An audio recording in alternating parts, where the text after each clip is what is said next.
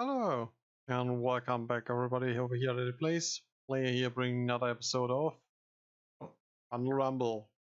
I'm trying to sort out the aftermath of, well, the March of the Machine. That being said, this is day number 6, pack number 6. Let's see what we pull tonight. Probably something good. I think the last pack was pretty good, I would argue, so that being said, maybe open this on camera. Well, that's the whole idea of this. This was opening pretty snazzy compared to the last few, which were, well, flipping left, right, and center. Howdy, everybody. Yeah, looks like we got a token again. So, are we ready? First cut of the evening. Oh. This is a blowout. We already know this card in the altered art, so we now see the true art, or original art. Let's go over it again, well, shall we? Blowout. For 1 black and 2 generic, now it's written the other way around. We get an instant with target opponent exiles a creature or planeswalker they control with the greatest mana value among creatures and planeswalkers they control. So, of course, I think we already discussed about that. Like, it's interesting that it's not a real sacrifice effect, it's actually just an exile, which is kind of cool. Downside being they get to choose, and it has to be the greatest mana values. If they have a really big guy that's only costing 4 mana, and they have a random dog with 5 mana, then you have to take the 5 mana one. They can choose if they take the planeswalker or the creature if they have both same mana value, but I mean it's an instance, so you can time that technically. And it hits every enemy, which is kind of good. Oh, opponent, I should say, not enemy. Now let's first go over the flavor text, then we take a look at the art. So we have, after the invasion, many wanted to leave a life of violence, but once you're a reckoner, you die a reckoner. I guess that's Innistrad then, right? The reckoners. And yeah, looks like there's some horror graspy hands. Is it maybe an Eldrazi horror?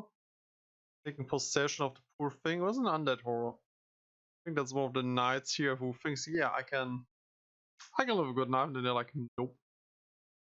Being kinda scary.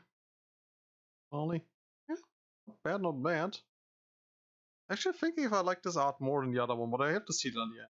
Anyways, nice first card.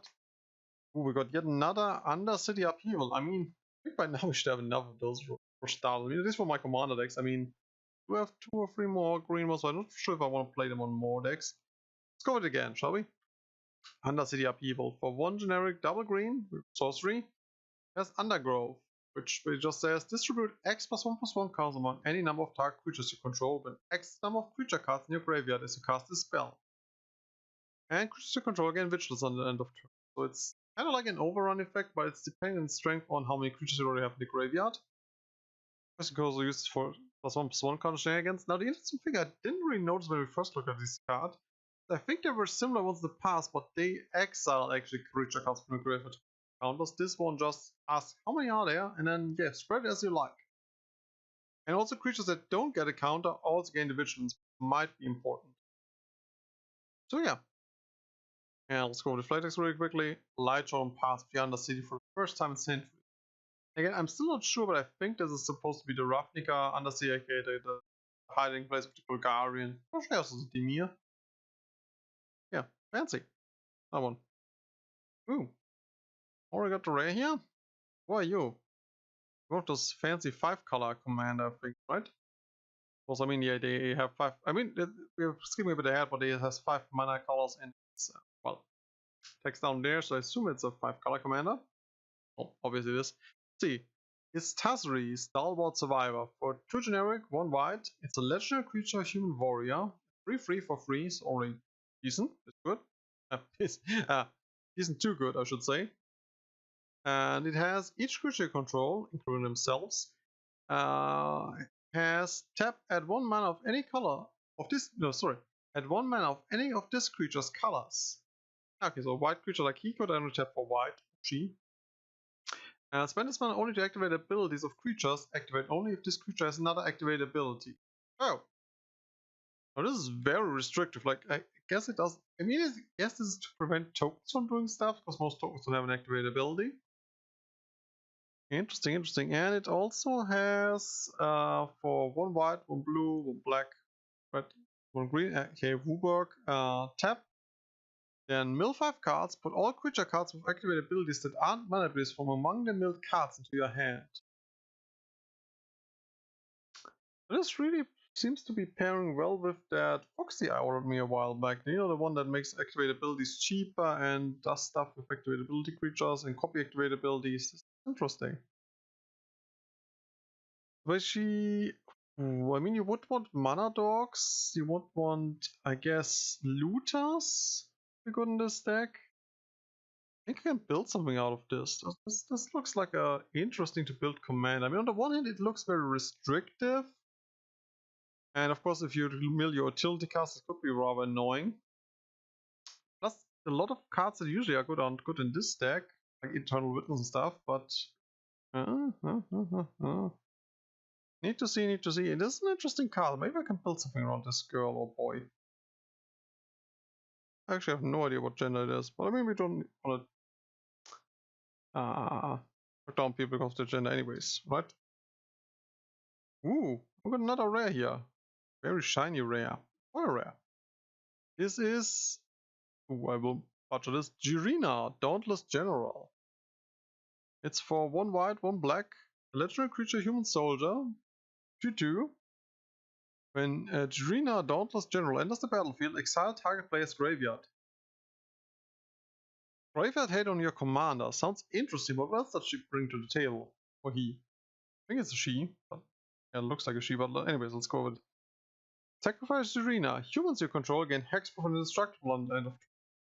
Oh, so she's similar to that. Oh, Dauntless. I mean, yeah, makes sense actually. I played the Dauntless Escort in one of my commander decks. I think it's my Band. And basically, that one has the same effect. Like, it gives everything. I was Shout or hexproof and indestructible. She can do the same for, but only for humans. I mean, I think she's more like an add-on card in a human tribal commander rather than being the, you know, the sole star of it. That's interesting. Artwork looks pretty great as well. Like, again, with the not too over the top foiling, like some parts of her are not shiny, but only the parts that should, like the metal parts of the armor, I think, or the crystals of the armor. Kind of cool. Not sure from what plane she's. Well, maybe we see Phyrexian trash in the background, but that's neither here nor there. Anyways, let's see. Our strength lies not in our walls, but in our people. Yeah, I mean, with that attitude, yeah, it makes sense that she's all about humans. I mean, it's interesting she has a graveyard hate built in. That's normally not for humans, I think, like a complete graveyard hate for a single opponent. I mean, she's basically a living Bojuka Bog. Well, I would argue Bojuka Bog still is better, but hey. And you can use it to protect your stuff. And there's a fly here. So, fine. That's that. I should have closed the window before recording. Oh well. Interesting girl, interesting girl. I like it. Now for the art card of this thing. Oh, fancy. Now we know how the gold forged Optrix looks in interesting design. Actually, what's the design? It's almost like a blueprint on an ancient Aztec tablet. I mean, it makes sense since it's from Ixalan. What's the let's see. So once again, for those that haven't seen us opening the card before, it's the gold forged Optrix. It's for 1 white, 1 blue. An artifact creature, Dinosaur Thopter. It's already interesting on typing wise. It's 1/3 flying lifelink, and it has each legendary permanent you control has Ward 2. No flavor text in this one, but I mean, can you guys actually make out the artwork? I mean, it's looking different actually than the original. Do I still have it lying? Yeah. Compare the two for a second. I mean, the faceplate looks completely different on this sketch. Actually, everything actually. It's not like it's a primitive redesign. It looks completely different. Not bad, mind you. I'm just curious why they changed it like that. Yeah, cool design. Definitely think I can put it in 1 or 2 more artifact creature decks. I mean, at least I think we talked about the Breya, but maybe also the Centriples if I build them up again. Cool. But yeah, and let's go for the last card. That again is a Fopter token. Nice. Another one of those. And another one. And another one. Okay. Alright, I would argue this was a pretty interesting pack. We got a few. I mean, we already had all the uncommons. I didn't actually pay attention to how many uncommons are in this, as I guess those are just recurring, like left, right, and center. Also, the cards are interesting, like the 2 legendaries. unplayable, another Fopterix, not play the Blowout, also fine, and technically the upheaval is still fine. Yeah, that being said, that concludes pick number 6. We still have 2 more to go, so let's see what we get as a wrap up of that bundle. Anyways, catch you guys tomorrow. Stay safe. Bye.